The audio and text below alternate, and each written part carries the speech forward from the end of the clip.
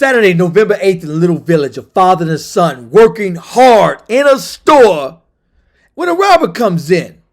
The robber robs them for some jewelry, runs out the store. They run out chasing him, and the robber ends up turning around, shooting both of them, and ended up unaliving a father and a son. The father's name Faustino Alamo, 63 years old. The son is Luis Alamo, only 25 years old. I'm going to bring you guys the video. However, one thing I want to talk about is I know the struggle. I know what it's like to be poor. And I know what it's like to talk to people every single day, still to this day, about being poor and what I want to tell you guys about the misconception. A lot of times people think that, when they see somebody that made it, they think that, they must have been given what they got. They must have just got lucky to get what they got. A lot of people don't understand the struggle it takes to own a jewelry store, to own any store, to own a car, to own a house, to have anything. You don't know what that person has been through to get what they got. You don't understand even a college degree. You don't understand waking up at 6 in the morning, going to work, then getting off work and going to school, studying every day, studying on the weekends. You sacrifice your weekends.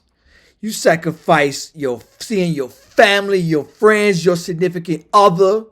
And in a lot of cases, a lot of times, they got to sacrifice everything. You sacrifice going on vacation. You literally sacrifice it all to get what you got. And a lot of people think that, they just were given. A lot of people think that when you have something, you're just given. Now, even when you do go to work hard, and make money, you can take that money and go just splurge it on yourself, on buying jewelry, on buying clothes, on going on vacation. But some people take that money and they invest it to a store.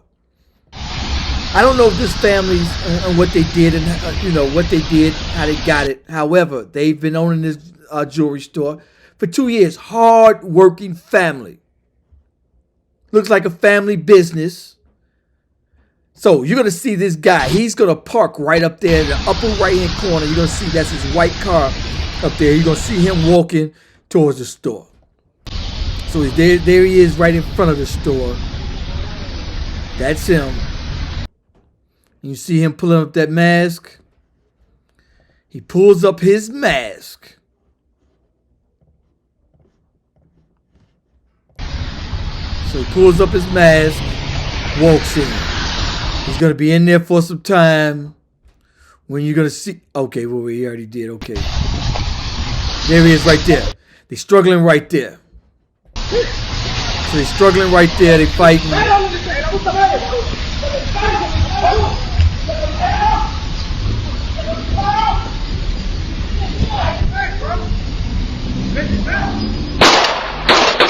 can see so if you look at the upper right hand corner, you're going to see him by that car shooting. He's up in the upper right hand corner. He's shooting up there. He's shooting right there. And he pulls off and get away. So, from what I understand, I believe that the father and son were concealed to carry and did get a shot or two off, I believe. One other thing I want to say is, if y'all are getting robbed, just let them have whatever it is they want. However, that is much, much harder, easier said than done. Make no mistake. Imagine waking up every single day at 5, 6, 7 in the morning to go to work, to put up with what you got to put up with at a 9 to 5. Save all of that money of 10 and 20 years, your life savings, to buy your own business. All right? Put all of that hard work into your own for some lazy bum that's too lazy to go to work, too lazy to go to school, and to buy their own, to sacrifice their own time to get it. And they just want to grab a gun and take all of that hard work that you sacrificed for. Sacrifice going on trips for. Sacrifice buying a new iPhone for. Buying new clothes for. All your hard work and sacrifice. Somebody comes and just think they're going to take it. And so You know, it's easier said than done to say, okay, I'ma just let it be and take that loss. You ain't thinking like that at first. You not thinking. You like, hey, hold on, homie. You know what I had to sacrifice to get that? What you trying to take? So, but if you can, just let them have it. It ain't worth it. These people are nuts out there. So just let it be. The father of Faustino, he was shot in the chest and in the arm. Louis, the son, who was only 25 years old, was shot in the chest and the leg. Both of them pronounced. Nobody's arrested. However, they have a $10,000 reward for information in this case. How does this affect everyone? The average person kind of thinks like, okay, not my family, who cares? Not that they don't care, like who cares, but let me tell y'all something. This is why a lot of times in our communities, people don't want to open up businesses because you might get robbed. So now what happens to your village? People don't want to open up businesses. Then they just don't come or they leave. Now there's no businesses to shop in that community. So now the people in that community don't have places to get a job. So now the youngsters in the neighborhood can't go down the street and get a job because there's no businesses. Now they have to, inside of our communities, have to rob each other. Have to sell drugs. Then we got violence. Then the property values go down. Now you can't sell your house. Now the houses are dirt cheap. So now anybody could afford a house in this neighborhood. Any neighborhood that got a high crime. Because now what? There's no businesses. It's high crime. Nobody wants to live there. So now the property value goes whoop. And anybody can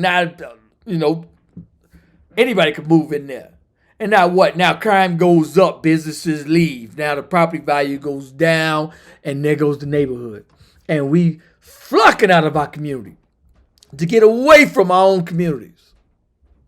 And this is why. So that's why it affects absolutely everyone. So the average person that says, oh, it ain't my business, I don't care, that don't say nothing, it affects everyone. And it eventually will come to affect everybody in your community. Because now, what do you think that guy? You think that guy's done? You think that guy got away with robbing a jewelry store? You think that's his last rodeo? You think that's his first rodeo? How many of y'all think that's his first rodeo? Me neither. In that order. So that's how it affects us all.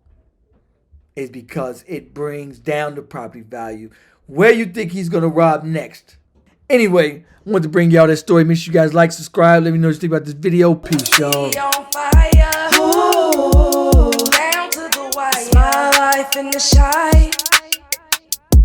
Ooh, it's my life in the shy.